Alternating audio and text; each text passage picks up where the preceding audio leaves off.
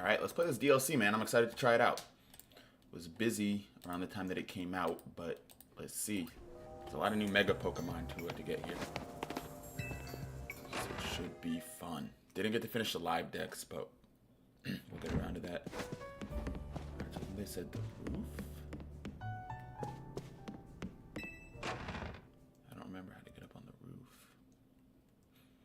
Let's see.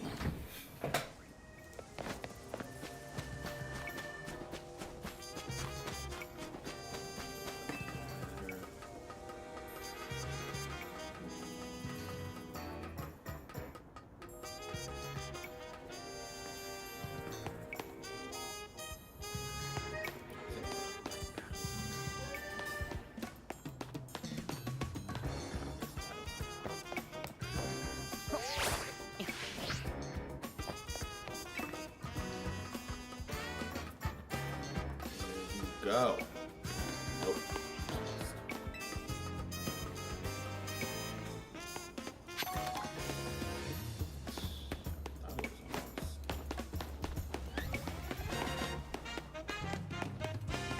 What else I want to do? Let's get the gang back together before we keep on moving. Since we are putting a pause on our live decks for the moment. Shinra, welcome back. Our girl Mereoleona. Shadow Zaru. And of course, Roy Mustang. And all we're missing, oh, there he is. The Black Dragon himself, Acnologia, and now we are all set. Alright.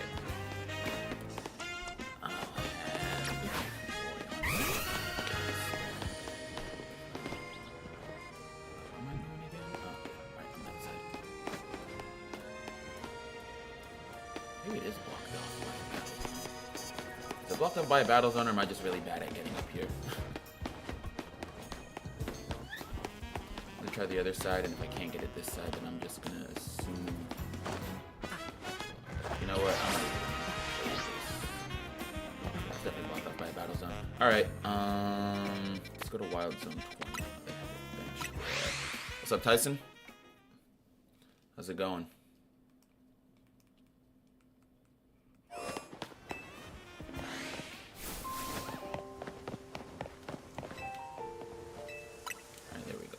Daytime.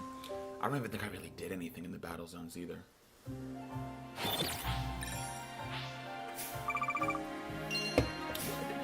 Whatever, that's not the goal. Goal is we're playing the DLC today. So that is going to be fun. What's going on, Shriyash? How you doing? Alright, now let's head back over to Hotel Z. Yeah, I'll go here. I think it might be easier if I try to go to a nearby building and climb up top, but I need to get to the roof. Alright, there's an elevator in here, right? I don't know what I was doing climbing around the outside. Yeah, what am I doing? I did that the most complicated way possible. Roof. There we go.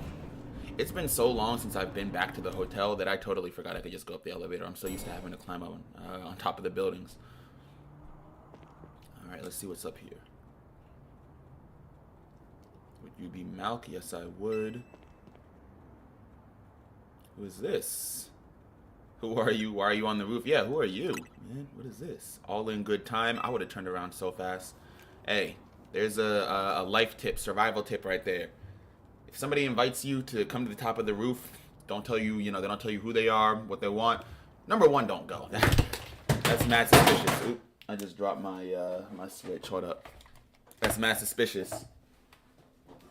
And number two, if you do go and they don't identify themselves, turn right back around again.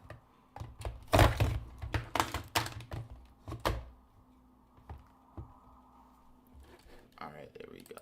This should fix that. There we go. Switch my HDMI back.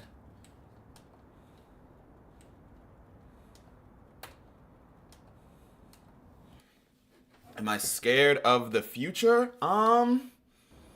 Not really. I mean, I think everybody's a little scared of stuff that they can't predict, but at the end of the day, That's life, right? What Pokemon game? This is Pokemon Legends ZA. Ansha. Oh, she has Hoopa with her. Mischief Pokemon. Let's go. Alright.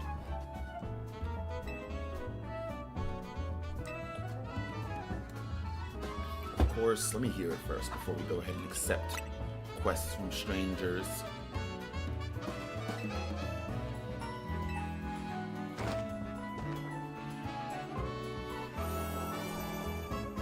Make a donut? Now, why did she have to call us for that? Alright, let's make this girl her donut for Hoopa.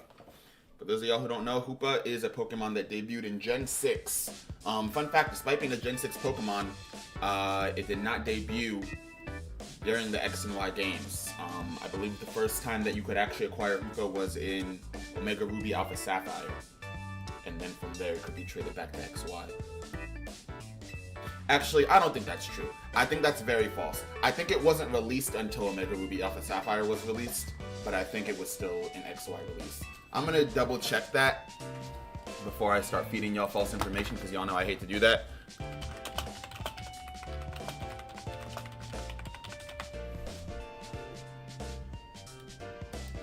Alright, let's see.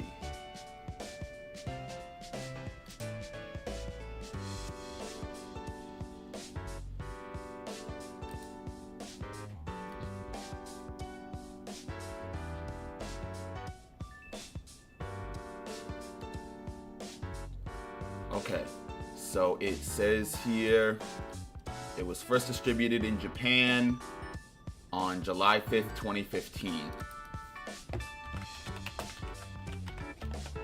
Let me see when Omega Ruby Alpha Sapphire. And Omega Ruby Alpha Sapphire was released in November 2014. There we go. So yeah, it was despite being a Gen 6 Pokemon, it was not released to the public until the Gen 6 games were released and the Gen 3 remakes were already out. So it was not part of the original Gen 6 storyline. Cool mon, though. I don't want to spoil too much about what Hoopa can do, because I'm sure that'll be pretty central to the story here, but yeah, really cool Pokemon.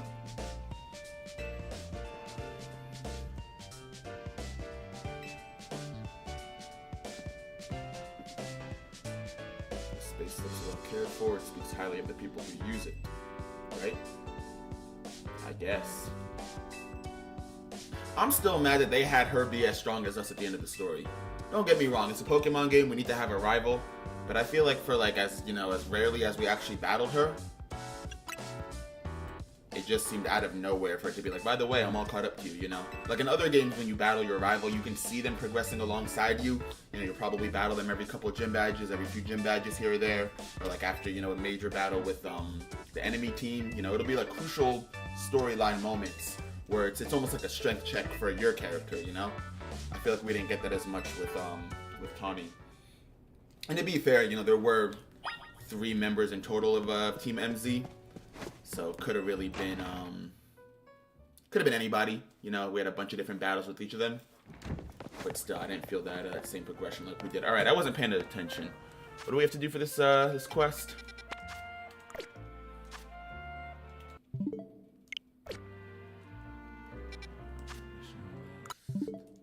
Hold on, let me fix my Joy-Con here.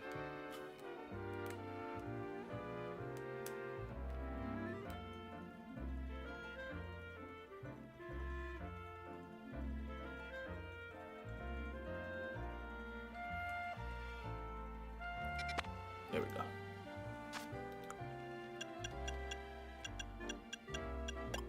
What is it called? It's probably at the bottom, right? Donuts of unworldly deliciousness. Fetch butter from the baker stall, Magenta Sector 6. I can do that. Head on over to Wild Zone 14. I think I need to catch an Onyx here too, because I need it for my live decks.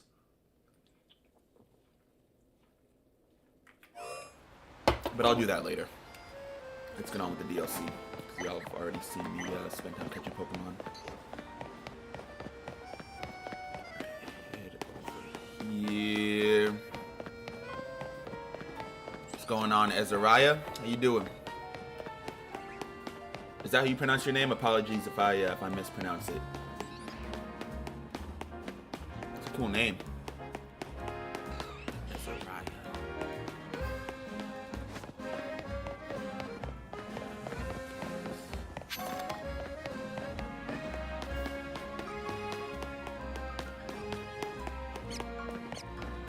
Yo. I'm gonna climb up top here, see if I can go like over the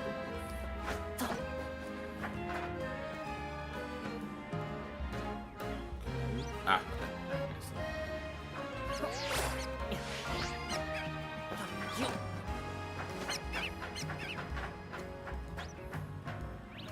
Careful. Balance.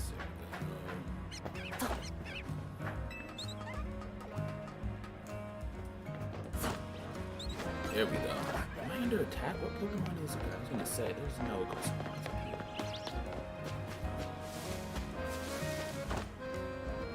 here. Alright, get some butter from this stand right here.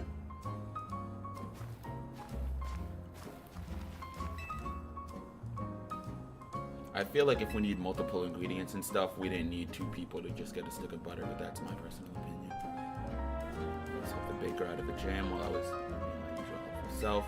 I shook some with ingredients sometimes. So why didn't you go? Why did I even go? If you're the one that gets the free stuff, why did Grisham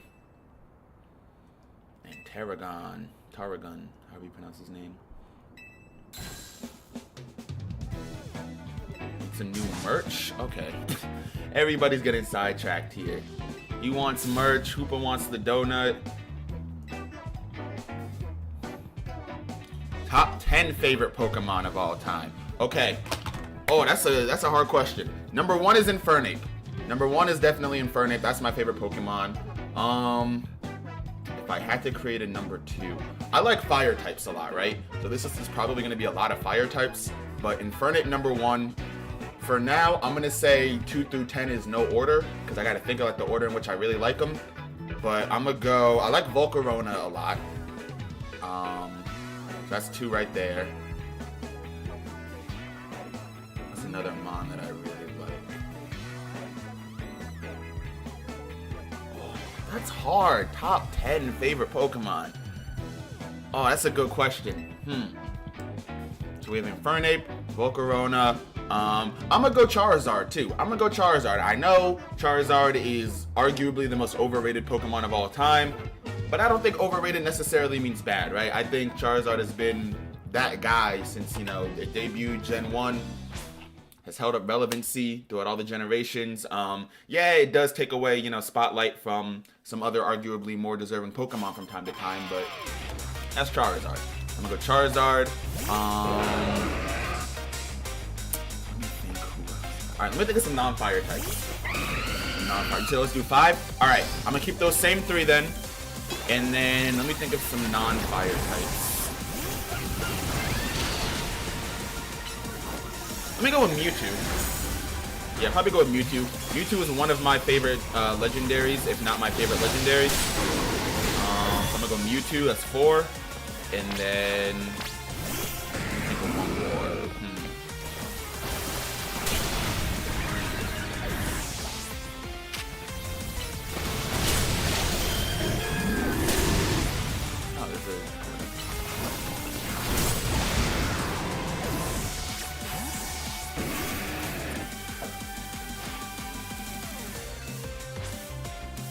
I'm gonna go Rayquaza, to be honest. Yeah, let me get Rayquaza up there.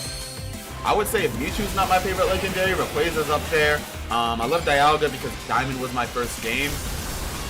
But yeah, I'm gonna go Rayquaza. So let's go Infernape, Volcarona, Charizard, Mewtwo, Rayquaza. But again, outside of Infernape being my, for sure number 1 favorite, I would say that the others are kind of just in any order. I'd have to really sit and think about it for a little bit to figure out which ones I like the most. In terms of uniqueness, I mean, Volcarona, I said that one first, I just stood out to me. And it's a great Mon all around, unique typing, really useful competitively if you know how to use it. Oh, he's got a, oh, let's do it.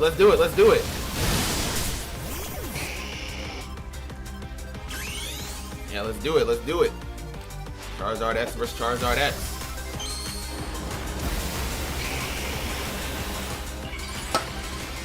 Alright, the Black Dragon, Actinologia, has entered the battle. I'm about to end his whole career with a single Dragon Rush. Boom. Light work. She goes again, man. Always trying to... I'm about to use Dragon Rush on Feraligatr. Always trying to steal the shine. If Feraligatr wants to handle whatever else is on the field. Excadrill. Wait a minute, wait a minute, wait a minute, wait a minute. Nah, because I know I KO'd. Alright. Saved by the cutscene is crazy, but we did get back anyways. Good work, team. But yeah, I mean, honestly, like I said, I like fire types a lot. So it's like, it is a little bit hard for me to think of my favorite Pokemon without just going all fire type. But yeah, it definitely depends more on the category. Like if I were to say, you know, top 5 favorite legendaries, I probably would go Mewtwo, Rayquaza, Darkrai, Dialga. Specifically Dialga from the Mystery Dungeon games when you turn into Primal Dialga. So let me think. So what I say? Mewtwo, Rayquaza, Darkrai, Dialga, and then I'll probably go either Deoxys. I like Lugia a lot too.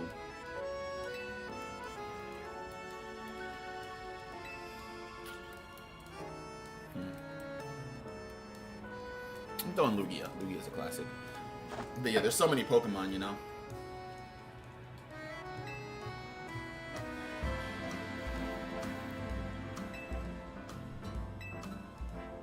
Alright, alright. Got the butter.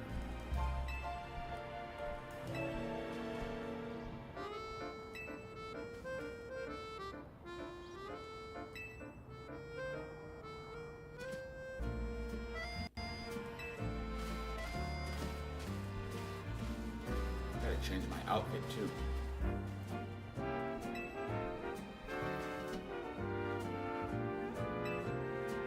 Alright, bring her this butter.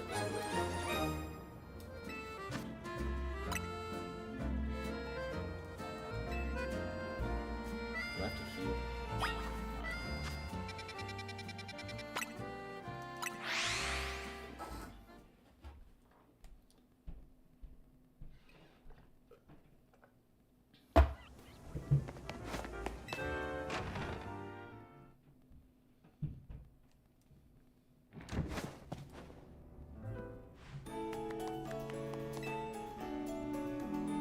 Those aren't even...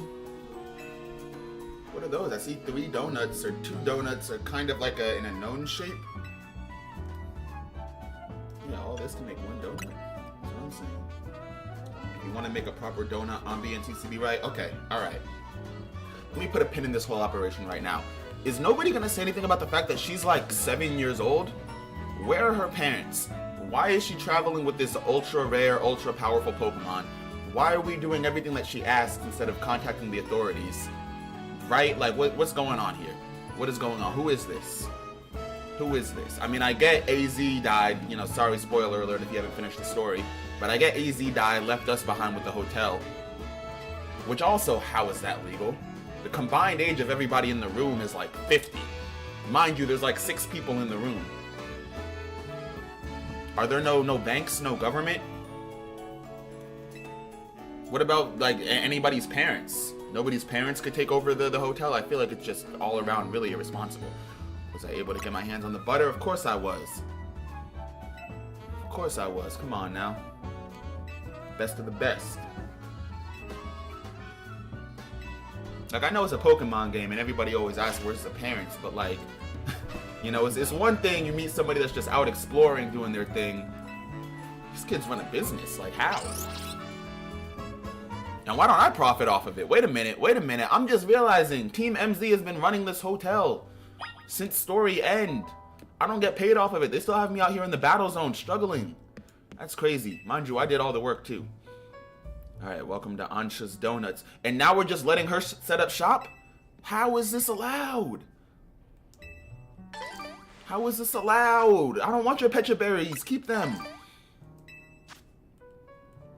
Why is Lita emptying inventory? Now order away. It's not even your kitchen.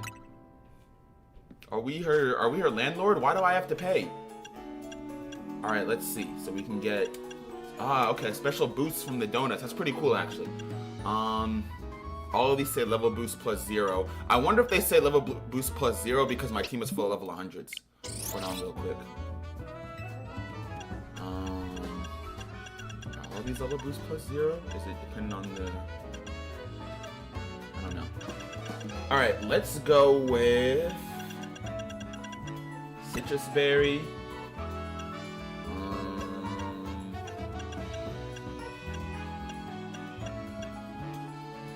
Yappa Berry. And Roselli Berry. Let's make a donut.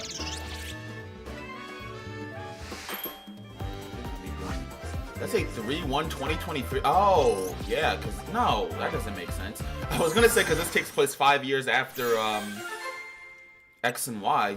Wouldn't that be 2018? Because X and Y came out in 2013? Or is this confirmation that X and Y took place in 2018? And then my question is, I don't know. Maybe it already... No, why would they do that? Why would they do that? Why does that say 20... Does my system say that it's March 1st, 2023? Maybe that's it. Maybe I haven't synced my date and time settings yet. I'll look at my save file. That has to be it. Because it doesn't make sense that they would just backtrack on the timeline like that.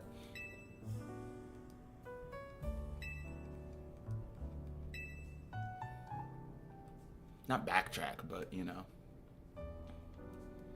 Hold up. Oh yeah, okay.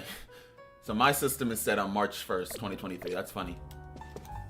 That is funny. I'm here playing in the past. All right, what do we got to do next? Meet her by the canal. All right. Let's actually have a little closer to this way.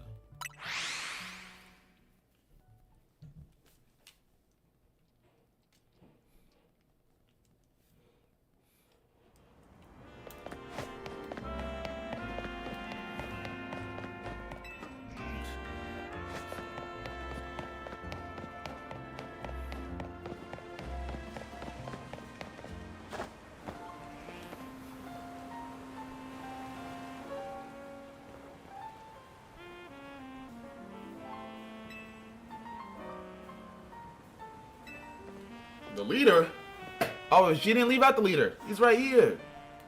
He's right. Oh, I can't stand her. I can't stand. She hasn't done anything. Tawny's whole role in the story is a Nepo baby. That's it. That's it. Again, spoiler alert if you haven't finished the story. Her grandmother is the founder is the CEO of Quizartico, the big company. That's it. She's our Nepo baby. We don't even get funding from the company either.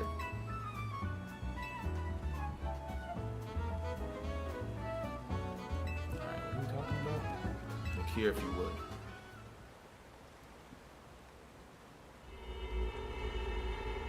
Oh, there we go.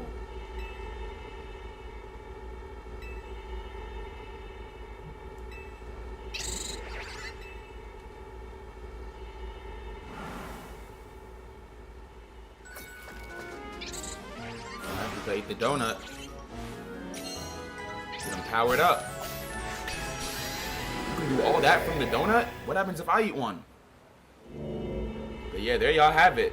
So if y'all didn't know, Hoopa's special ability, whole thing, is being able to open up portals throughout space, time. Hoopa's like a walking portal gun. Anywhere. Donuts cause Hoopa to experience a surge in mysterious power. That is, again, why is nobody investigating? Travel through this distortion. Off to catch that fine legendary Pokemon. Mad casual, by the way. I'm off to catch a legendary Pokemon. Yo. That's what I'm saying. Who is this child? That's what I'm saying, man. Let's see. Let's go to the portal. Yeah, it's go time. Loki want to change my outfit first.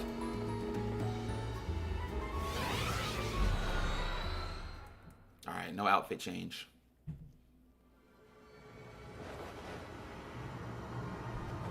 Don't you think all Pokemon games feel the same town to town, route to route, only different characters in the same looking places? To To be honest, I'm gonna have to strongly disagree on that. I mean, when you say feel the same, what do you mean, right? Because each Pokemon region is based on a different part of the world, right? Like the first Pokemon games are based on Japan. First two generations based on Japan. Actually, they were all based on Japan through like gens 1 through 4. So they were based on Japan, different regions of Japan 1 through 4. Gen 5 was based on the United States. Gen 6 based on France. Gen 7 based on, that was Hawaii, right? Gen 8 was based on the Middle Ages, England, Britain. And then Gen 9 being based on Spain. So I mean, in terms of the geography, I would have to disagree there that they're the same. They're definitely very similar in terms of game structure, but that's just Pokemon versus actual game design.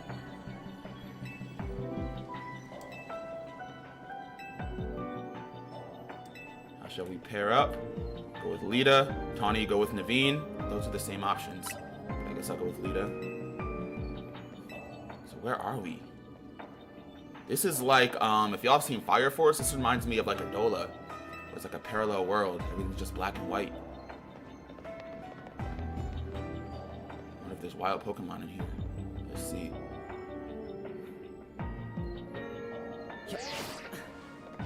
What's up with my hair? In real life or in the game? In real life? I don't know. I took a nap not too long ago, so I was probably bedhead. In the game, we're the strongest fire type trainer, so our hair's on fire.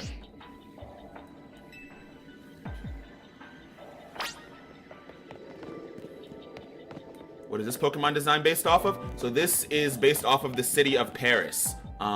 We're in like an alternate dimension right now, so it's actually kind of hard for me to show you, but this map is based off of the city of Paris, and the region that it's in is based off of the country France. So once we... Can I even get out of here, or do I have to play through the whole story? Either way, where are we supposed to be going? Mission list.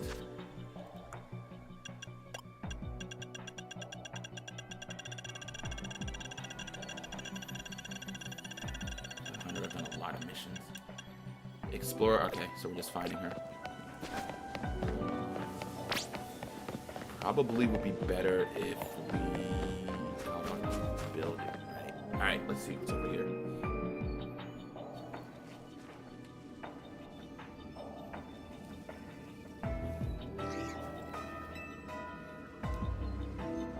Ah, okay, so there are wild Pokemon.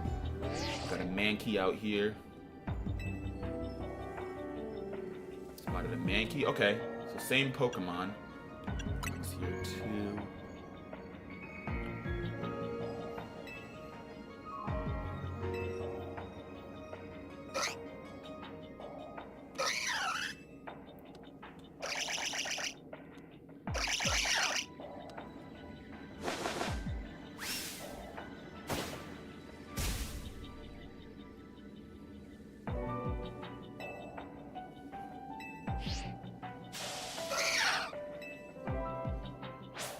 A Horde battle versus Mankey?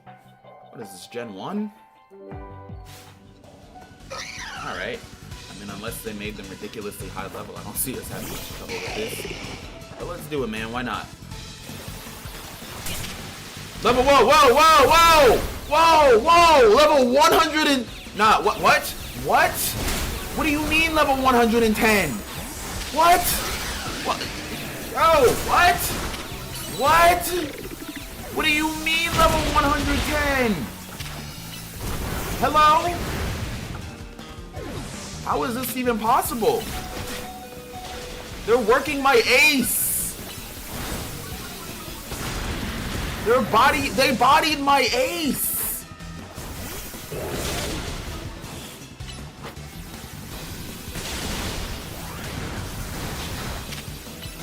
There we go. Whoa, okay.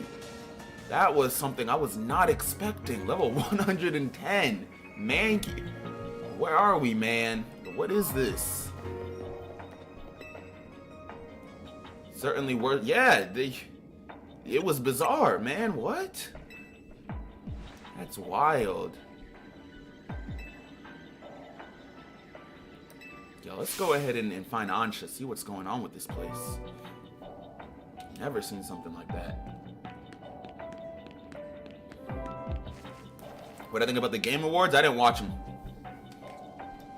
I don't watch award shows. I don't like how, number one, voters, whoever they may be, whether it's, the players for Game Award shows or listeners for music, I don't like how the voters don't have enough power when it comes to award shows. A lot of the times what they do is they give you the illusion of voting, but at the end of the day, they always have some, board of industry professionals that have the most say over winners. And then number two, I don't like how award shows sway public opinion too much,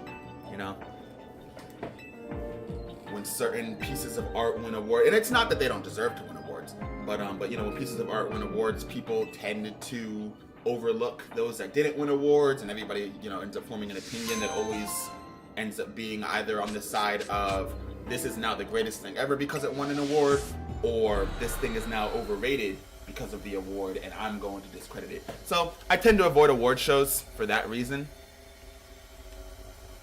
But I'd be on Twitter, on social media and stuff, so I do hear some stuff that people are saying. I heard that Sonic came away with no awards. So, Sonic fandom, man, my heart goes out to y'all.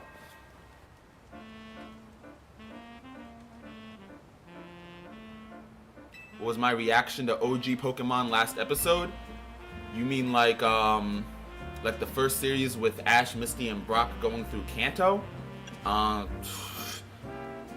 wish I could give you an answer, but the last time I watched that series, the Nintendo Switch probably was not released. I probably didn't own a smartphone. It's probably like 3rd, 4th grade, to be honest with you. Let Vinny know. Yeah, good call. Why not? Or do you mean like the end of Ash's journey when he finally became a Pokemon champion? Because that is much more recent memory. And of course, had to be happy for my guy Ash, man. It's been a long time coming. Ash has been going at this for, pretty much. So there's the Eiffel Tower. It's hard to see because the point that I'm in game has been kind of destroyed. But that's like this game's version of the Eiffel Tower. Mega Dimension. So we're finally entering the DLC. Everything from here on out was a prologue. Okay. Well, now we know how we got there.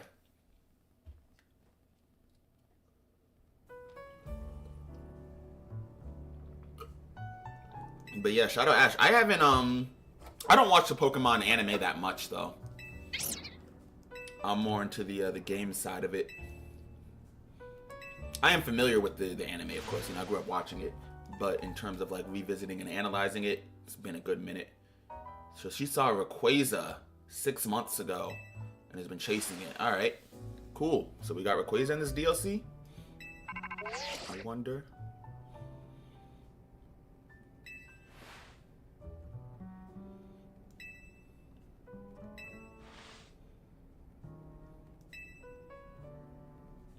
Yo, he cooked her. Why she hit that face, bro? I'm crying. She hit the I Show Speed face. Come over to my office, all of you, please. Alright, let's head over and see what Corbeau wants. Ash with no Pokemon versus Homelander. I'm not gonna lie, that boy Ash getting stomped out. That boy Ash, he's getting stomped out. Yeah. Rest in peace, Ash, man. That's my GOAT. But we should bring Ansha with us. She's like 4 years old. We can't just leave her in a hotel by herself. Are you crazy? Of course. Yeah, I know I'm right. Come on, people. Think. Yeah, Ash the GOAT. I love my guy Ash, but Homelander gonna give him a real bad beatdown if he doesn't have any of his mons with him. Hyperspace mission. Okay, that's new. Let's see what's up with this. Complete these missions to mystify the strange dimension that seems to be leaking into Lumio City. Can take on these missions alongside my main mission. Ah, okay, cool. Cool. All right, I'm gonna do a few of these then. So let's see.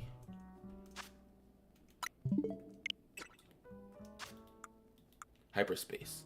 Head to the Rest Syndicate's headquarters at Corbeau's request. I can do that. Let's travel here.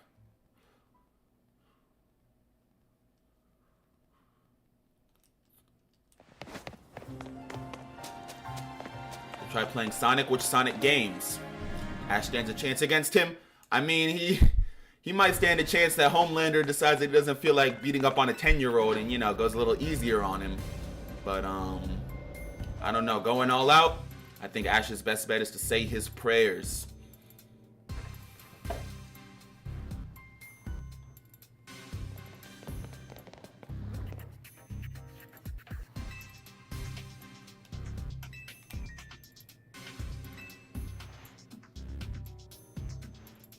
I genuinely don't get why nobody has contacted the authorities about this abandoned child. No parents, no guardians. Why is she traveling with our crew? Nobody here is qualified. Weirdness going on.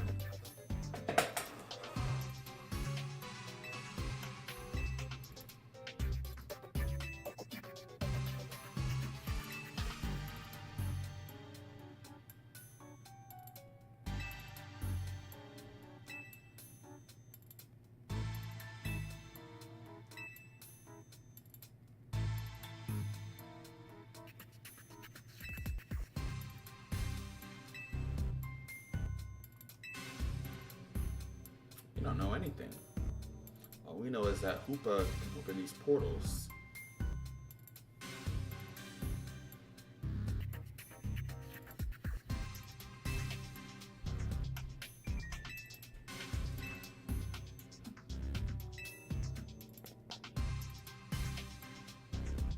Hyperspace hole.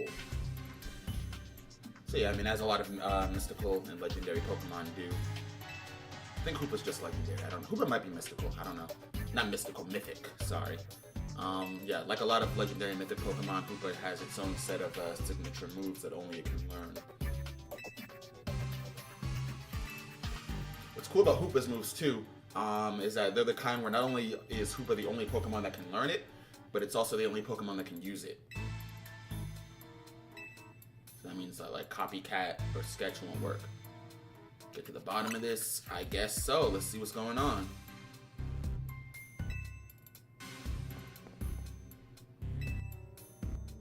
Survey Hyperspace Lumiose? I can do that. Which anime am I currently watching and anything underrated I suggest? So I'm currently watching Dr. Stone. I'm on season 2 of that right now. I'm also watching this show called Gachiakuta. Gachiaau.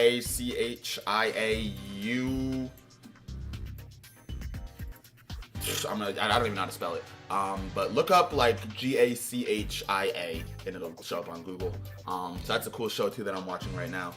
Dropped One Punch Man season 3. That just it couldn't. I might go back to it because I do like One Punch Man, but how do I exit out of here? Okay, there we go. So we're in level 105? Dude, what is going on here? Look at this. Look at this. Level 105? Level 105? I don't even want to know what that is. This is crazy. So that's what I'm currently watching. In terms of anything underrated, let me think.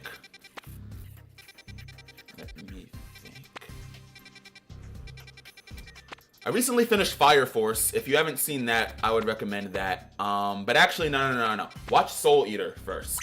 I would recommend Soul Eater. And then watch Fire Force afterwards. Oh, I can't. Can I not fast travel? Is it just showing me the... Oh, okay, because it was just part of the thing. All right, gotcha.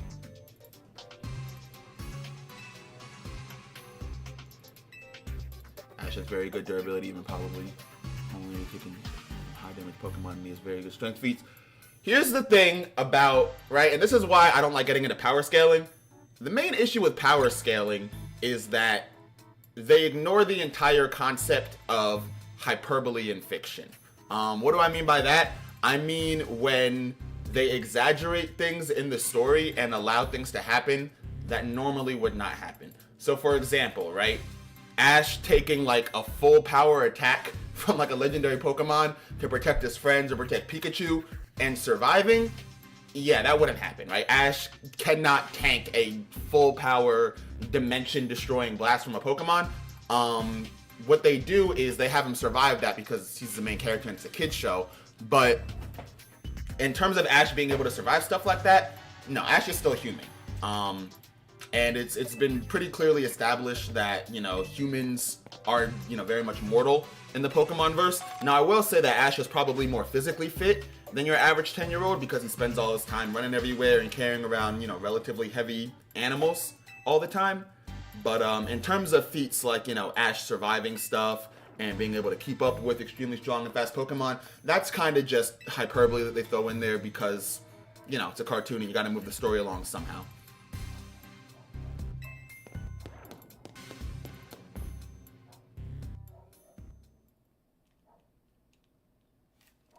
I'd say that Ash probably has a higher resistance to electricity because he spent, you know, his first days with Pikachu getting zapped all the time. But, you know, again, in that same regard, just because Ash is used to being around high voltage electricity doesn't mean that he would necessarily survive, let's say, getting struck by lightning a bunch of times.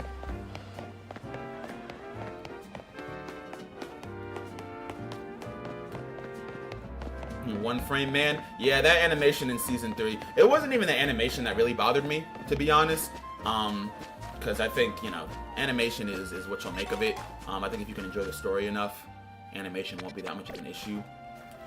But alright, so I have my marker right here.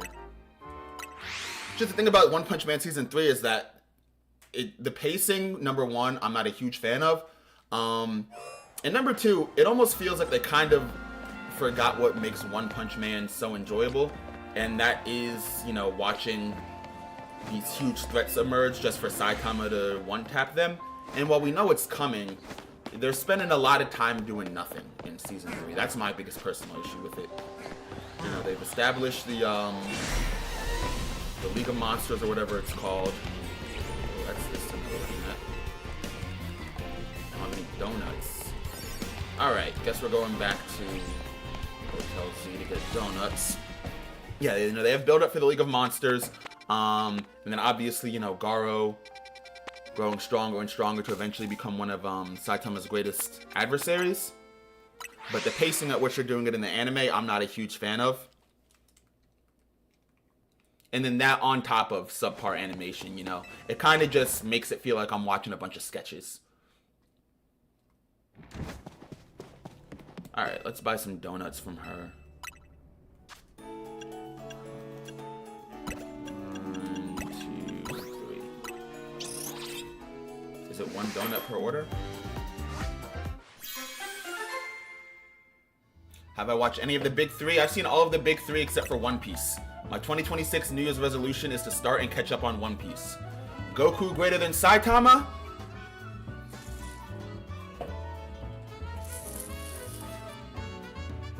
Sure, I don't hate that take. My opinion is always, depends on what you want to go by. From a power scaling standpoint, yeah, Goku pretty easily wipes out Saitama. But again, you know, I don't really like to go by power scaling standards for a number of reasons that I could spend much longer getting into. But yeah, I mean, power scaling wise, Goku is far stronger than Saitama. Goku has displayed greater feats of strength, speed, durability, etc. Than Saitama has. My only thing is, right, conceptually, Saitama is an indestructible, unstoppable force of nature, right? And this is, in fact, Goku versus Saitama, I would say, is probably one of those fights that really encompasses one of my biggest issues with power scaling, is because if you take a guy whose whole thing is, you know, anything that he's hit with, he kind of just brushes off like it's nothing, and he's so strong that any opponent that he punches is instantly obliterated, at that point, right, that conceptually, we shouldn't have to see him continue to, like, go up in scale to understand just how strong he is. So, for example, right, a lot of people say, oh, you know, Saitama, the strongest threats that he fights are solar system level. You have a couple, you know, universal, multiversal level threats, whereas Goku constantly faces multi-level threats. So, you know, therefore, Goku is stronger. Now, while I do think Goku is stronger, you also have to remember that just because Saitama doesn't fight these insane, you know, high-level enemies, doesn't mean that he can't, right? We don't have any reason to believe that Saitama has a weakness or have any reason to believe that he can't just one-tap anybody. Conceptually, Saitama is leagues above Goku. However, from a standpoint of, you know, what do we know about both of them? Yeah, I think that Goku over Saitama is not crazy to say. It really comes down to, you know, if you're a sports fan, right?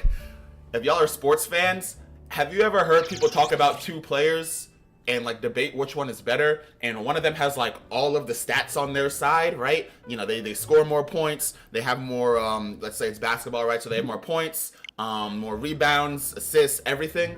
But then the other player is just like, you can't explain, they're just better, right? You're like, yeah, sure, this guy might have more on his resume, but, you know, this other dude is just better. That's Goku versus Saitama. You know, Goku has far much more on his resume than Saitama does, but Saitama is just, he is, by definition, overpoweredness, you know?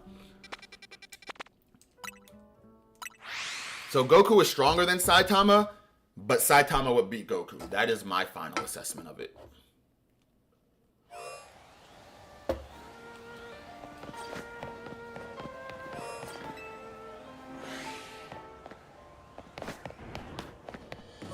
It's another issue with my, another thing with my issue with power scaling is that the question of who is stronger does not always, or the answer of who's stronger does not always answer the question of who would win.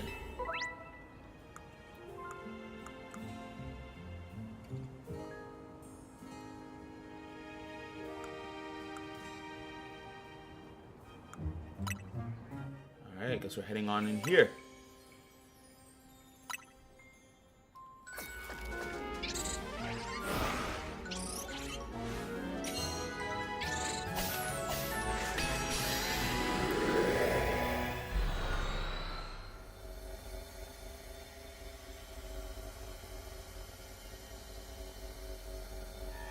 I don't think that's just how strong Saitama is. It's just that everybody's weaker than him. And I've heard that argument too. The only thing is, right, what is the limit? And that's why I say Saitama, in theory, is unbeatable and will always win. Because yes, right, you can say Saitama only fights either, you know, I keep pressing that button, either humans or, you know, relatively weak threats, you know, mostly like city level, country level guys. But then where does it stop? You know, it's like every time he fights somebody stronger and stronger, the level of effort that he has to exert to beat them is like so marginal that it's pretty much negligible. So yeah, you know, there is the argument. That's why I say Goku has a better resume, and you can definitely say that Goku is stronger. But when it comes down to who would win and who is just, you know, if I could take one or the other to defend me and the other one is attacking me, probably would take Saitama. Probably.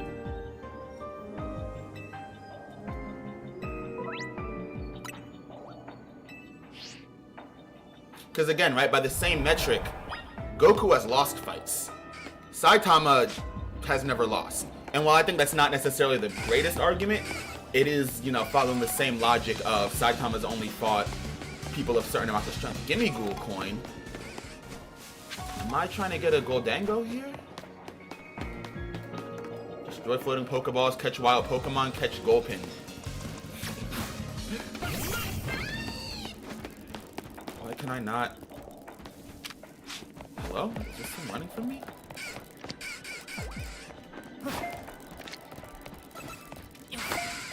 And why am I missing every... There we go.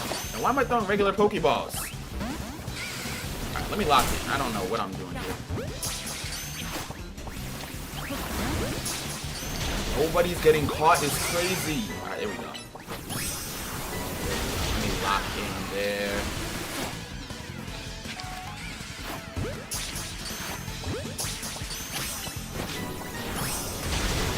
Okay, but I'm level 104, I guess, because of the hyperspace, whatever.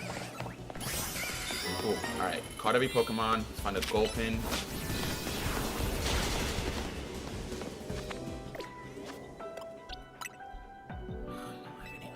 Why does the auto heal? Oh, wait, shoot. I'm running out of time, aren't I? Really? Really? I can...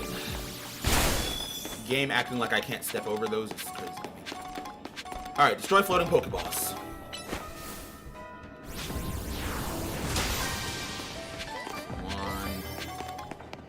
Oh, I'm running out of time fast. I spent so much time battling this goal. Another one right here.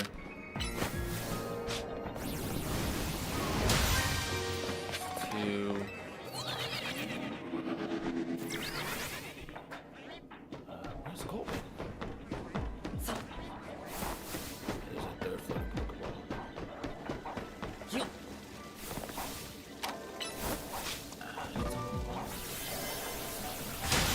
Oh, nice. All right.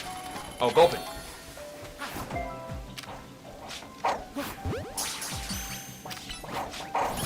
There we go. Nice.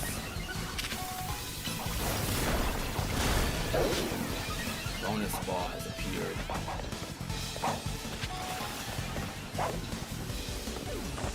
Is that it?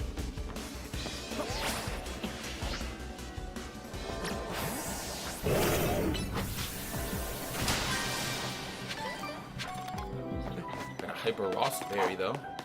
XP candy. Gulpin barks? Gulpin doesn't bark. What are they talking about? I love the Mons in here being so strong that like literally can't even KO them.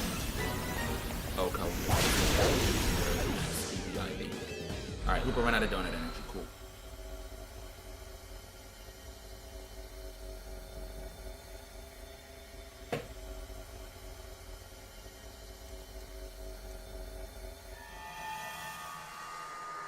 Why is it taking so long for this to go out?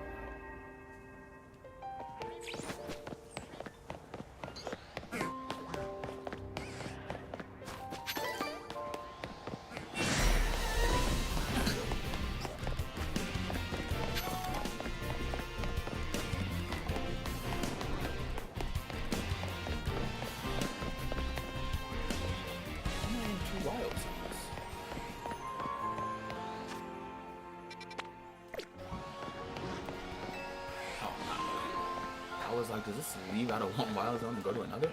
All right, let's go get some more donuts for Hoopa.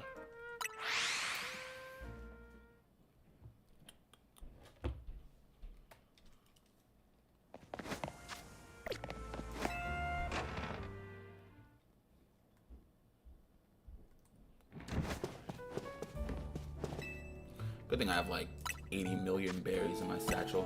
Can I do multiple? I can't. Okay.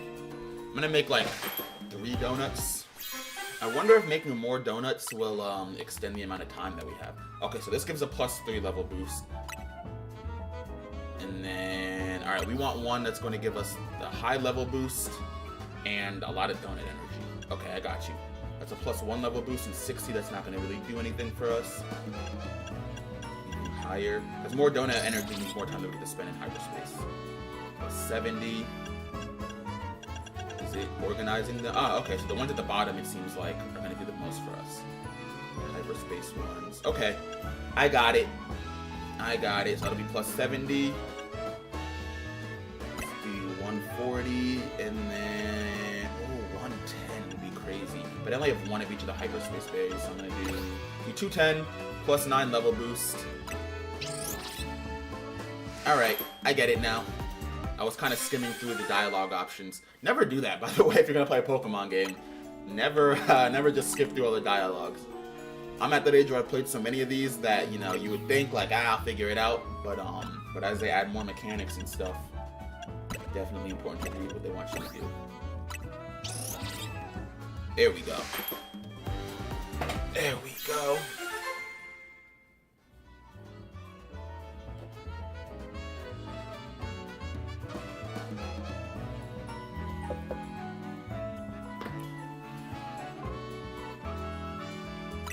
You see win rate, you see Saitama's won everything, but you see Goku's lost something.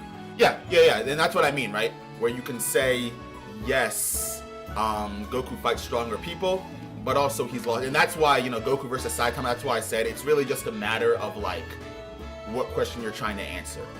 If the question is who's stronger, I think it's undeniable that Goku is definitely stronger than Saitama.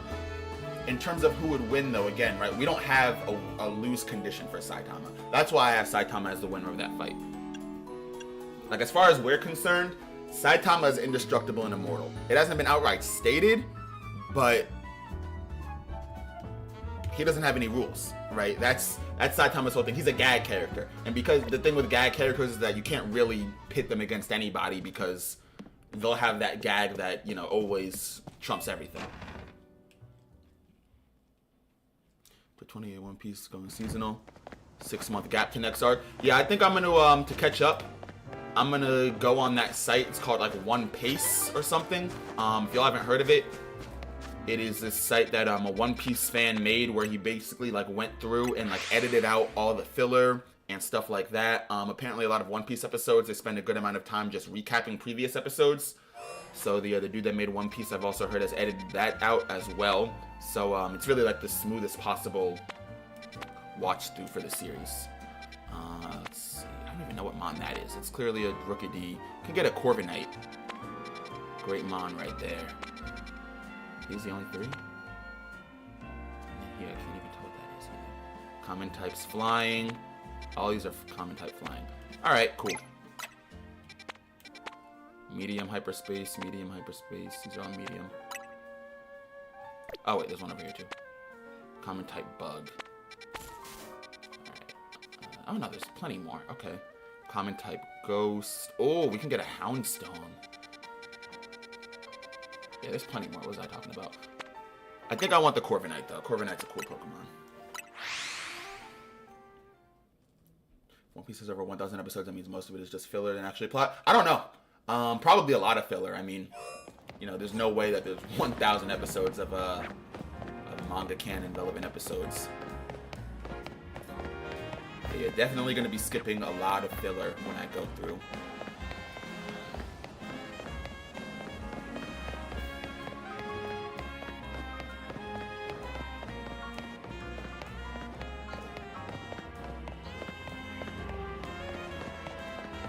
That time has been hurt before. Has he been hurt in a non-gagging way though? Right? That's my question. Has he been hurt by an actual enemy trying to defeat him? Or has he been hurt by something that was thrown in for comedic relief?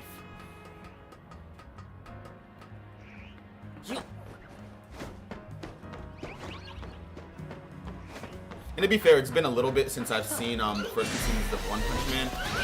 Alpha Flabébé.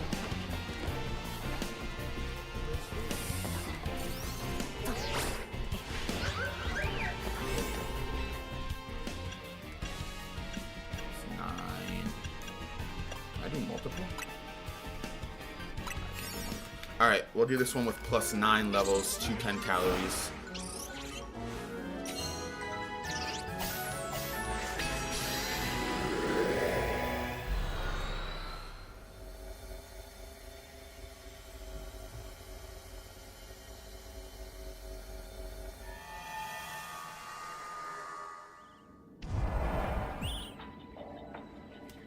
Alright, destroy floating Pokeballs. Oh, okay, Rookie D. Swablu. Nobody cares about no Swablu. The sparkling item.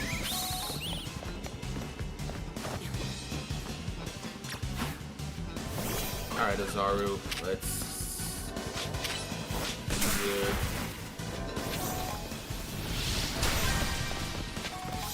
I wonder if these are worth more. Is this thing following me? For real?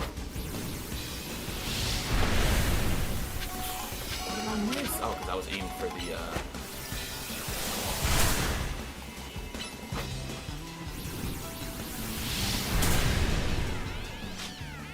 Not gonna lie, man. These over level 100 Pokemon are kind of giving me a run for my money.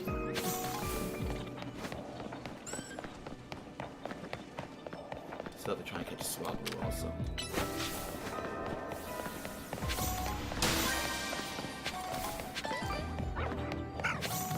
Here we go. I gotta catch 3 of them. Okay. Not see that at first.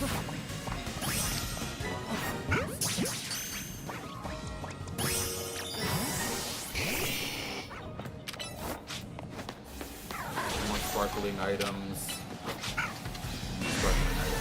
5 more floating Pokeballs.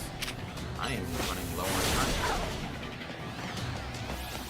Alright, Charizard.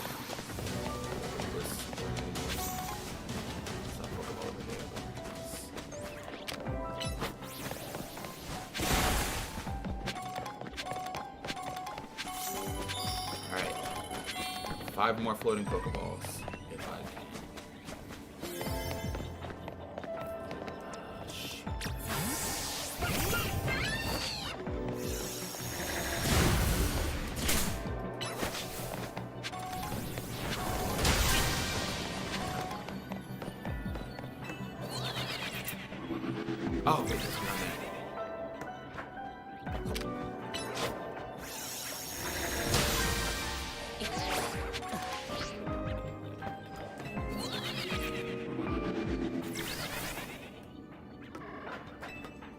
15 more. 60 seconds. Can we do it? Might be cooked. Might be cooked. Can't find any. Might be cooked. Ah, okay.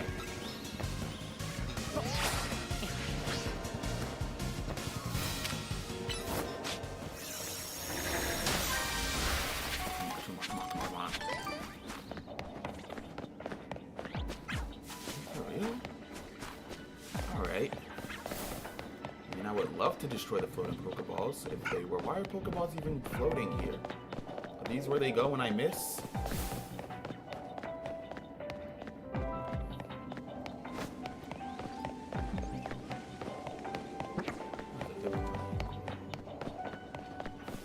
Alright, well, we're not getting the floating Pokeballs. I swear there aren't any more floating Pokeballs. There definitely are, and I'm looking in the wrong spot, but... Ah, well. Not the end of the world. I'll just let that run out. Alright, cool. What's going on? I consume toilet paper! How we doing? How we doing? He's a parody character? Parody of who?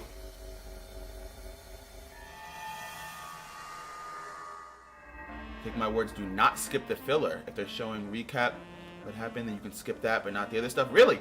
Okay. I'll take your word on it. Although I can't promise I won't eventually get impatient. I mean, 1,000 episodes, dude, I don't know. But I'll definitely try to stick with it as much as I can. What I'm also probably going to do is read the manga alongside. Just because depending on, you know, the day, sometimes I blow through manga chapters a lot faster than I do anime episodes. Let's go find that other portal.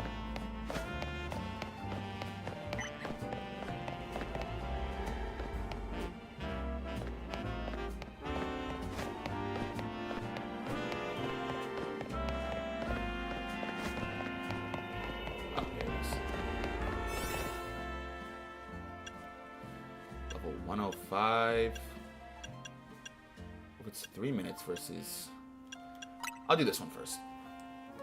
I'll be a little bit under-leveled, but whatever. The concept of being under-leveled at level 100 in post-game gameplay is hilarious. Man, Legends EA got some madmans in the developers room. Madmen, not madmans. Madmen.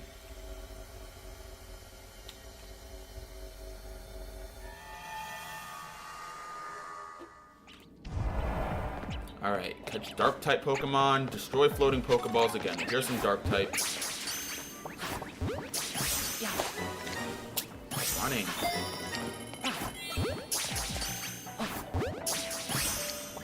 Oh, I only have to catch 2. I gotta catch my wild Pokemon anyway.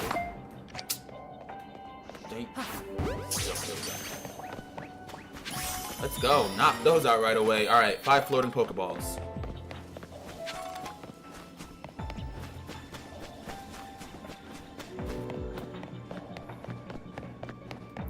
Pokemon Center here.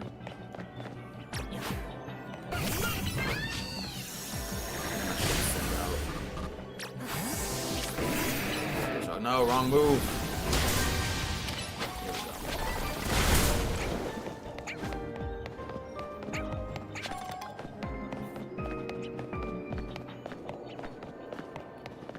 You know, I think genuinely I'm just really bad at finding the floating Pokeballs.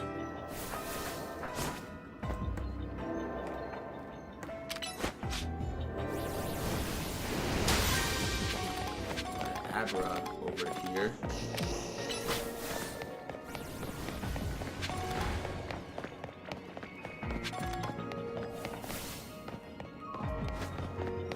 There's no way. These things don't appear, bro.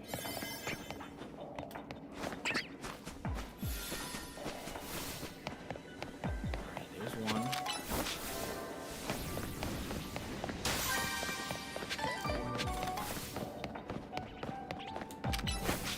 I might have won't let me like just walk over.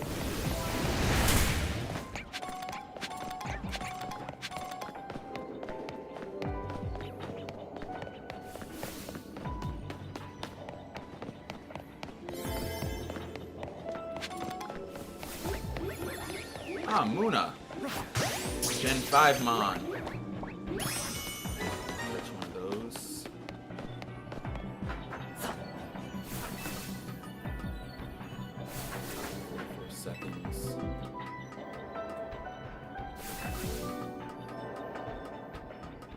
Okay, all that for a single floating Pokeball. 29 seconds to find one more. I don't have to go back in here all over again. Ah, okay. It's right there. No. Gotta move. Are we for real? I'm gonna lose this because it won't let me literally just step over the rocks that I'm looking right at. This is insane. No. No. Yeah, whatever. That's annoying, but get him next time, champ.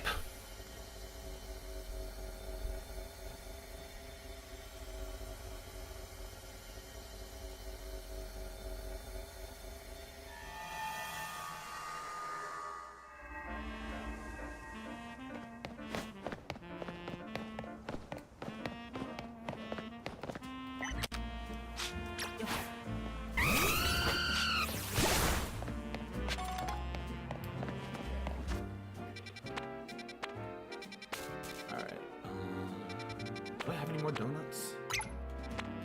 No, just go back.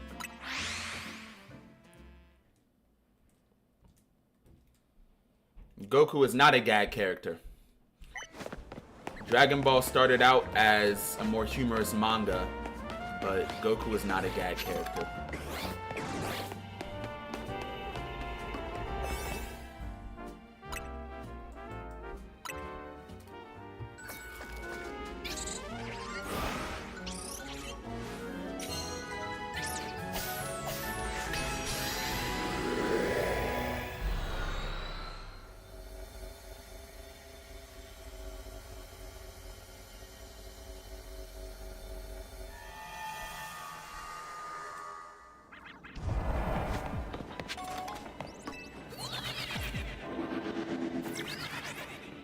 What do you think a gag character means, Hasbin Zin?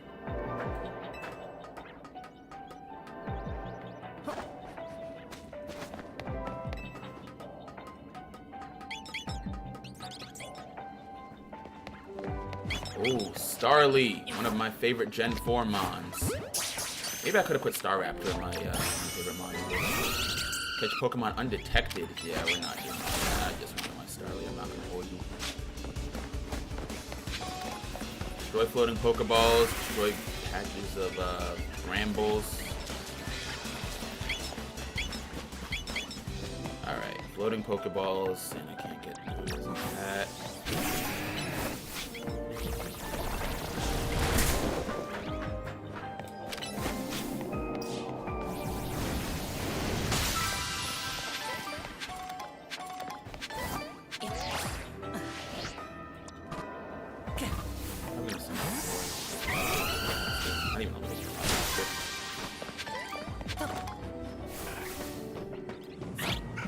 No.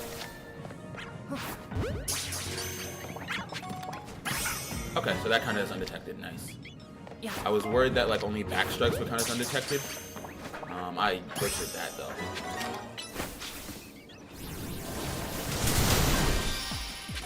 Oh, nice. Okay. Hyperspace survey complete. Cool. It doesn't really matter what I do from here on, right? I guess I'll walk around a little bit, collect some items and stuff.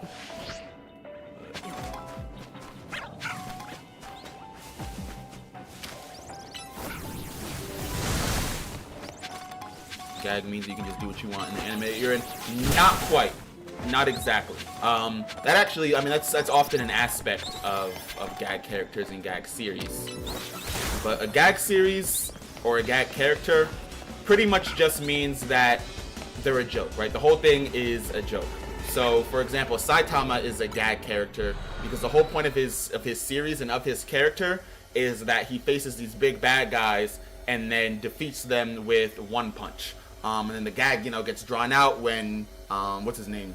Genos asked him, "How'd you get so strong?" And he was like, 1,000 push-ups, 1,000 sit-ups, and 10-kilometer run, right? Like an average, you know, high-level athletic workout, but nothing that's gonna make you obviously a god, right? So that's what a gag character is. It's something that is just throws out pretty much any aspects of most else in the story in favor of comedic relief. Now, the reason why Goku and Dragon Ball aren't gag characters or a gag series is because while there is comedic relief, it's not central to the story or characters. Now, Dragon Ball does have gag characters. For example, Hercule. Hercule is a gag character, right? The gag with Hercule is that he always shows up after, a big bad guy is defeated and then gets all the credit for it. But in order to be a gag character, you have to have, the gag. Meaning like a long-running joke that's central to the character or story.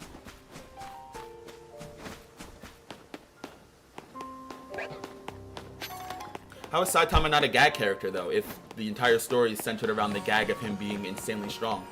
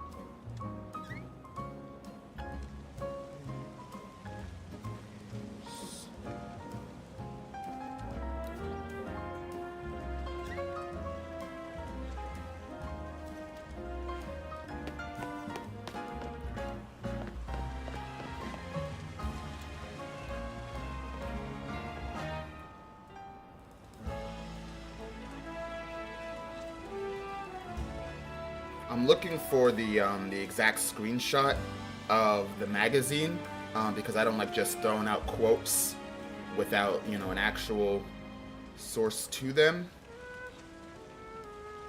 But if I can't find that right now, I will read you the direct quote. Okay.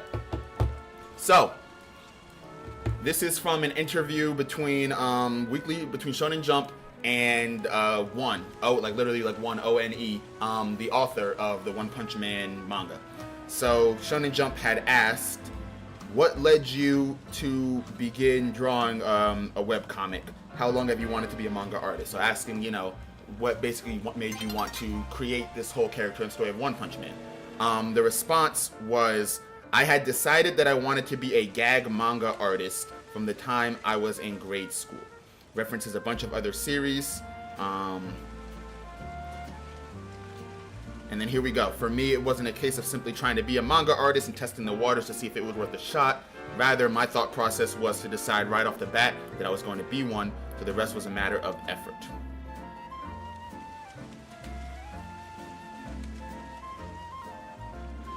So yeah, I mean, One Punch Man has always been created as a gag manga in mind from the author. Dragon Ball is slightly different because while it did incorporate a whole lot of story or a whole lot of humor and gags into the story, they weren't central plot devices. I like calling Pokemon ZA Pokemon Zaza. I'll be calling it Pokemon Za from time to time. Alright, where are we headed? Back to Rust Syndicate.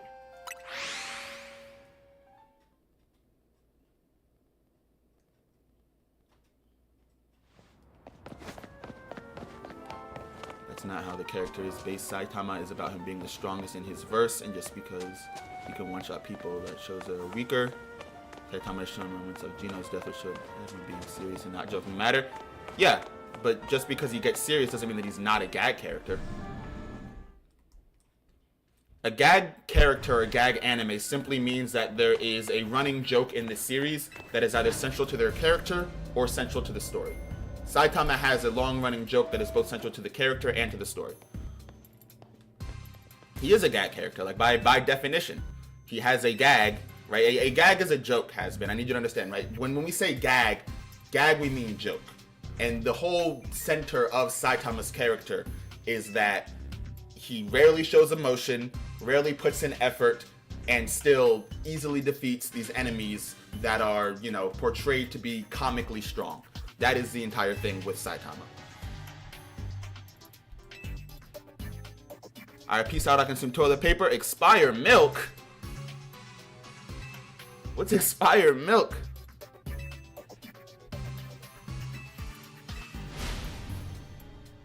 Rogue Mega Evolution. That's coming back again?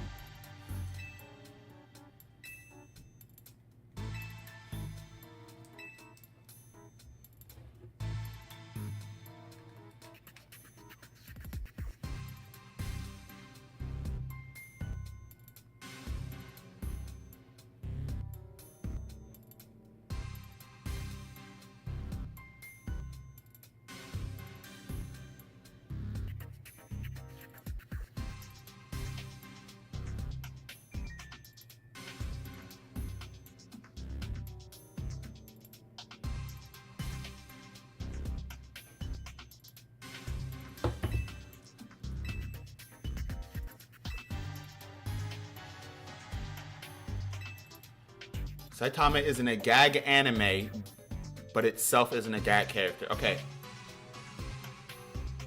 Right. So on principle, right, being in a gag anime obviously doesn't by nature make you a gag character.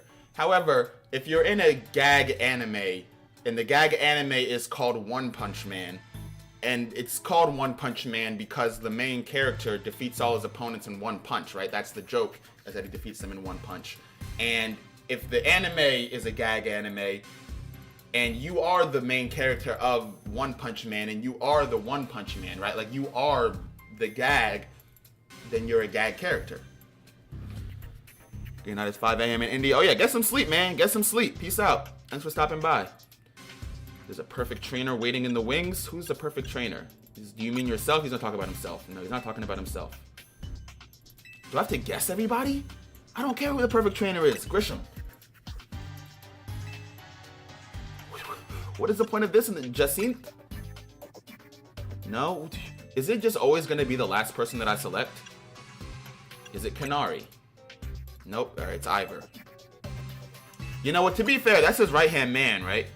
No, wait. It's nobody. What? Oh, it's somebody brand new. Okay. Who is this?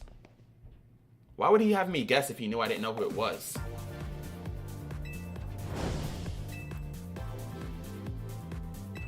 Corinna. She seems familiar. Was she a gym leader in XY?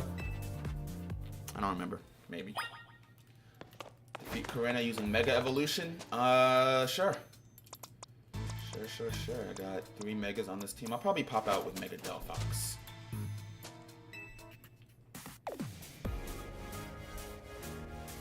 Alright, let's see here. So I got to Mega Evolve and save Lumiose. Yeah, that was light.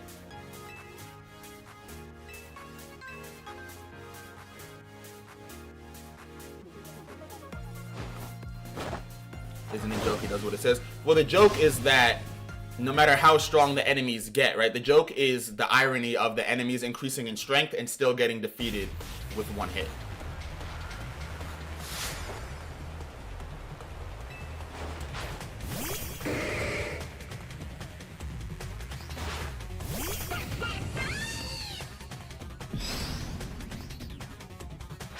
Like, it's one thing if you don't think that that's a necessarily good joke, but that is the author's intent, is to display the humor in, you know, enemies that become increasingly powerful, right? That's why you have the entire episode, Saitama won't even show up, right? You'll have the enemy just bragging about their power and showing just how overall, you know, unbeatable they are, just for Saitama to show up and put in no effort. That's the humor. So it's the entire concept of not just, you know, Saitama beats them in one hit, but they grow increasingly strong, you know, all hope is lost, and, you know, they pretty much build up to, we need somebody who, you know, only the #1 hero can beat them, and even then it's going to be a hard battle. We don't know if we can do it, just for Saitama to say, okay, this was easy. That's the humor.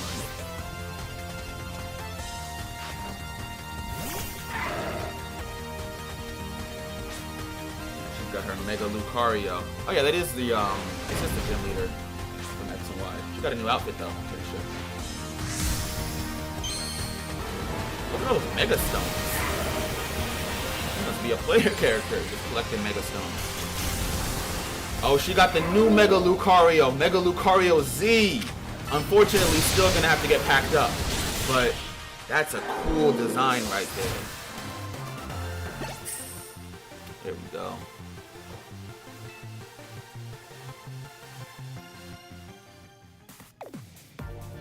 Even if he was so really only in his anime, put Saitama in Dragon Ball. Oh, gotta lose to somebody. Why though? Right? And that's, now we're going back to the beginning of the conversation. Why would Saitama's gag not work against Goku? Why would he not be able to one-shot Goku, and why would he not be able to tank anything that Goku throws at him? If his gag is, you have to sort of think of it from like a meta-literary standpoint, right? Saitama's power isn't super strength and super durability. Saitama's power is he can't lose and he beats everybody in one punch. That is Saitama's power. You got to think about it from, and again, this is my issue with power scaling, is that if it doesn't appear on the page, then it's pretty much discarded in conversation. No, right? There's these literary metas that the authors insert into the story. It's the same reason why when we do think about, you know, fights in terms of power scaling, people like to add on things like, oh, well, character bloodlusted, or, you know, character certain amount of rage, blah, blah, blah, blah, or how hard they want to try, because all of these things are things that don't necessarily appear on page, but are part of these, you know, literary metas that define the characters. So for Saitama, yes, in terms of what his actual powers are, super strength, super durability, super speed, you know, they're the basics, nothing too impressive. But then when you really look at, you know, the meta of Saitama, he's indestructible. He defeats everybody without trying, right? That is how he's written.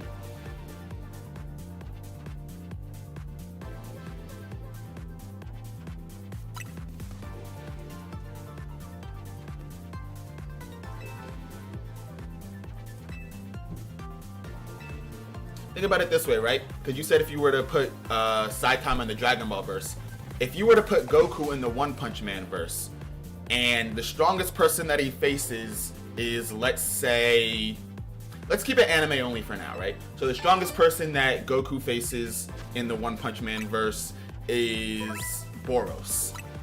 Does that now all of a sudden mean that Goku can't beat anybody stronger than Boros because we haven't seen him do it?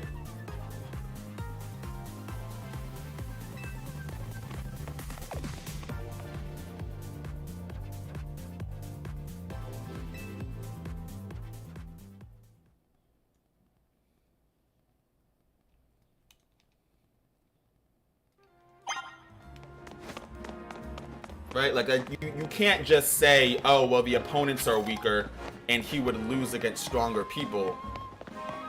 Based on what? Right? We have to see him lose to somebody of Goku's caliber or weaker before we can say he would lose to somebody of Goku's caliber or weaker. Especially since, right, this goes back to the literary devices used in the series. As opponents get stronger, Saitama has not grown stronger throughout the series, right? So we haven't even really seen Saitama go all out in a fight. So by the same metric of, oh, if he were against somebody stronger, he would lose, the exact same argument can be applied to, because, you know, we haven't seen him go all out, his power is even greater than literally any character ever. Now, obviously, that's not fair to say because we haven't seen it, but again, right? If we haven't seen his limits, we can't say what they are, whether in favor of him or in favor of his opponent.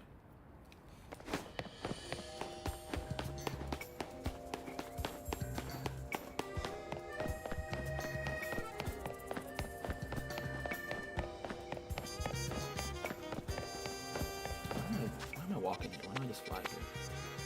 Hyperspace Rogue Mega Arena. Yeah, I think I can do that. I'll do that, and then I'll probably call it an evening from here. Gotta get ready for the week and whatnot. Do some meal prep. Get ready for work in the morning and all that.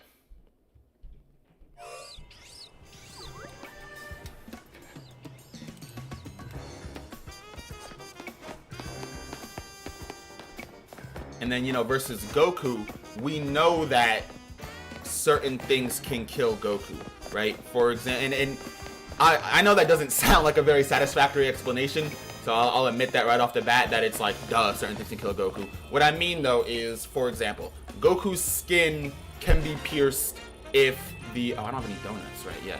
Right? So, for example, right, Special Beam Cannon. You get an energy blast that's focused enough, you can pierce Goku's body and kill him. What else? Against Cell, an explosion strong enough will kill Goku. As ridiculous as it sounds, because it sounds like I'm kind of just like repeating what's on the paper,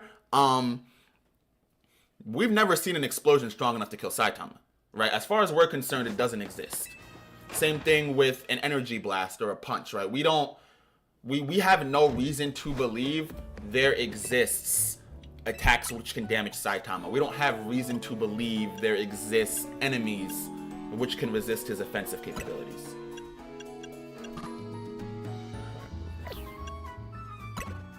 I can use multiple of these.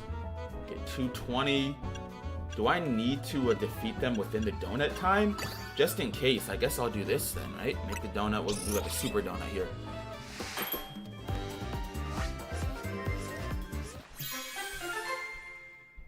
The verse has shown Saitama is struggling and can be matched his ability. When has Saitama ever struggled though?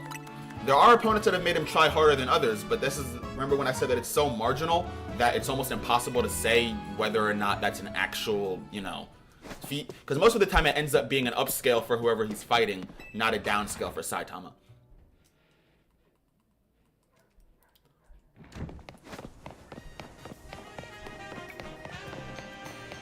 Goku has gag abilities. What gag abilities does Goku have?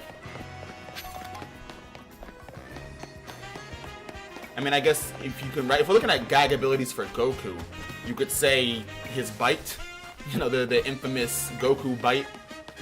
That is, you know, nobody can resist it, nobody can defeat it. That's one thing, right? But it doesn't, you know, it's not quite as powerful. Like you said, it's not as strong as Saitama's abilities. But yeah, what gag abilities does Goku have?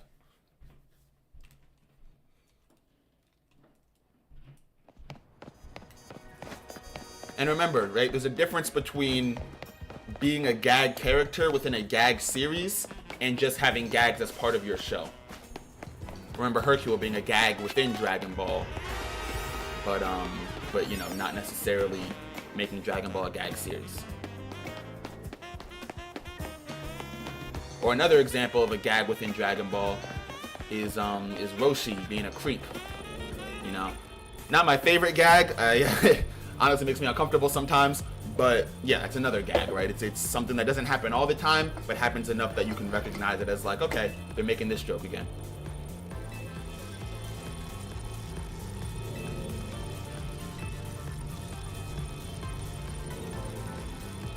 Saitama not killing the mosquito. There we go. That is a gag, right? Great example. Saitama being unable to kill that mosquito. And that's part of the literary meta, right? Again, Saitama can defeat all these, you know, galaxy level, solar system level, you know, universal threats, but he can't squash a simple mosquito. That is part of the irony of Saitama's strength.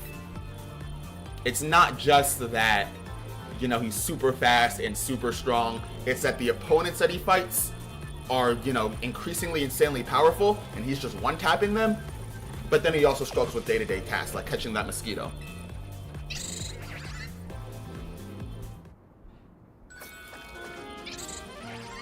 Which, by the way, has been, right? I also want to clarify, nothing that you said, for the most part, has been necessarily wrong. I'm just trying to get you to see it from the standpoint of, like, that is the point of his character, you know? Rather than, yeah, Saitama, you know, is so weak he couldn't catch the mosquito. It's not that he's so weak he couldn't catch the mosquito. It's that that's, you know, part of the conditions of his gag as a character.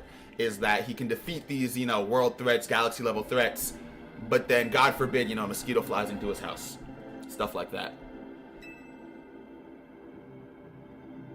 The Absol, when it Mega Evolves, its special attack goes up or its speed goes... Yo, I'm crying. Why is my character looking at her like that? He's so mad. He's so mad, bro. He does not want to be here.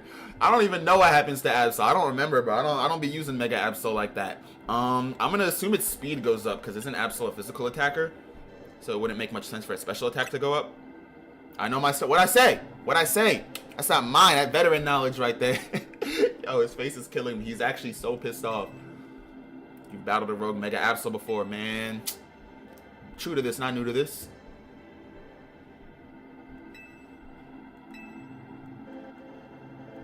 Alright, well, if it's still Dark type, because I assume it's going to be Mega Absol Z, right? Not the regular Mega Absol that we usually go up against. Catch the Mega Absol has shown signs of rogue Mega Evolution. Alright, let's do it. So if it is still Mega Absol Z, Delphox is probably, or assuming it's still Dark type, Delphox isn't really going to be much of a help outside of Dazzling Gleam, but we don't get stabbed from that. So I'm thinking we send in Emboar, and then, you know, bulk up close combat has never really failed us.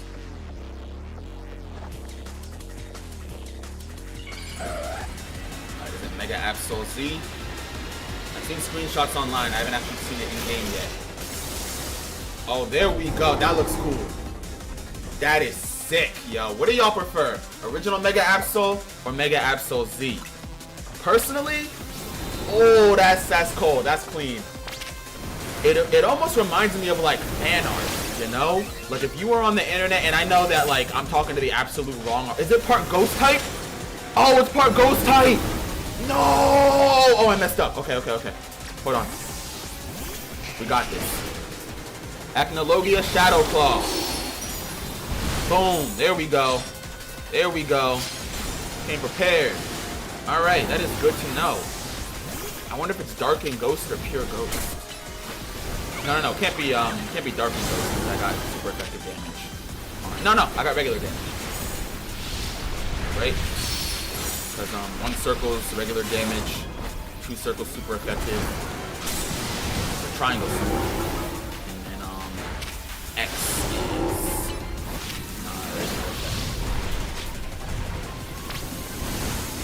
alright, well, that's fine. Dark and Ghost. Actually, wait a minute. That means that I owe an apology to Mereoleona. Because Dazzling Gleam means that that's the only super effective move that we have here. Alright. Kind of risky here, but I'm going to try to Mega Evolve. Yeah, there we go. Dark and Ghost. Little Pokemon trivia for y'all. Prior to Gen 6 and the introduction of the Fairy type, Dark and Ghost had no weaknesses. Well, what happened? What is this? There we go. Yeah, Dark and Ghost had no weaknesses. So that meant that Sableye and Spiritomb were immune to, not immune, but you know, there were no moves that you could use against them that were super effective. And that was changed with the introduction of the Fairy type in Gen 6. And now Fairy is the only weakness of Dark and Ghost types. Adding on to that fun fact, since Fairy is the only weakness to Dark and Ghost types, there now remains only one Pokemon, not one Pokemon, but one evolutionary line that is immune to super effective. Not keep saying immune. That has no moves that are super effective against it. That would be the Electros line, and they are immune to super effective damage because they're electric types with the ability Levitate, and Electric's only weakness is Levitate. I'm really just running around because I want to heal myself in case I got a tank and attack again.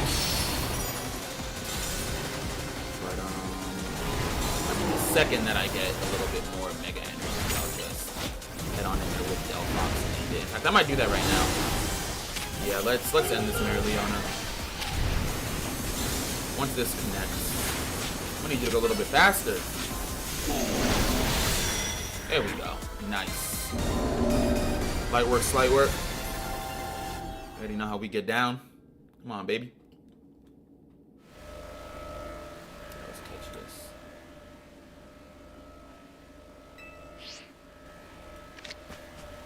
Alright, let's do it. I wonder if it's gonna like be a guaranteed catch. Okay. I didn't know if it was going to be a guaranteed catch to advance the story or if it was legitimately going to have a chance of breaking out and I got to come back here again. But either way, it looks like we don't have to worry about that.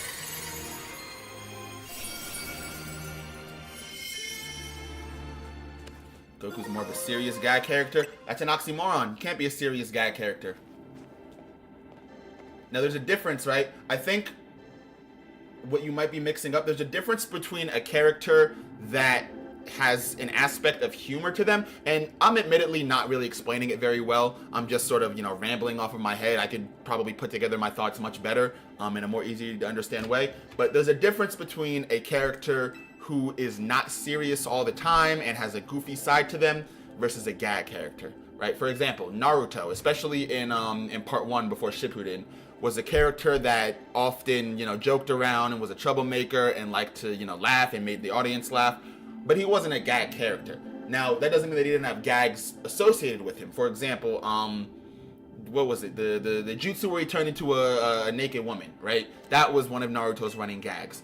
But if the gag is not central to the character, they cannot be called a gag character. In other words, take away the gag, is this character more or less the same, and does the story pretty much stay the same, right? So for Saitama, if you take away the gag of he defeats everybody in one tap, is he the same guy? Does the story stay the same? Absolutely not. Everybody that Saitama beat, probably, a good amount of them would have destroyed the world because Saitama was the only one that can handle them.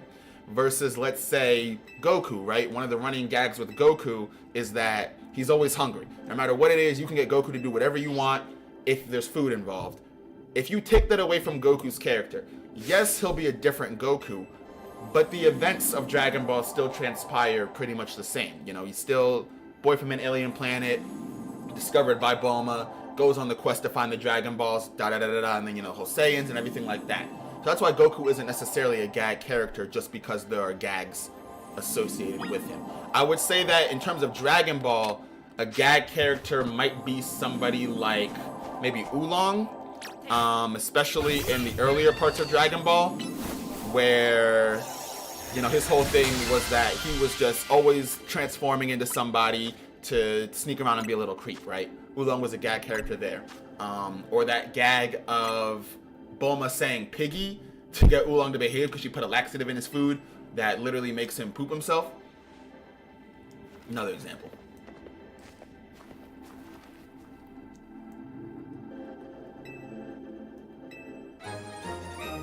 And if the gags are only in filler, then those aren't called gags. We call those non-canon, my friend. That's another part of it too, right? Is that if the gag only happens in filler, then that's just filler. That's not a gag. But yeah, I'm gonna go ahead and call it a stream here. As always, man, I want to thank y'all for showing up, showing out, and showing love. Hoping to be live again tomorrow. Obviously, y'all know, been busy at work and stuff like that. But yeah, if I don't see you tomorrow, hope everybody has a fantastic rest of their Sunday, fantastic start of their week. And I'll catch y'all next time, man.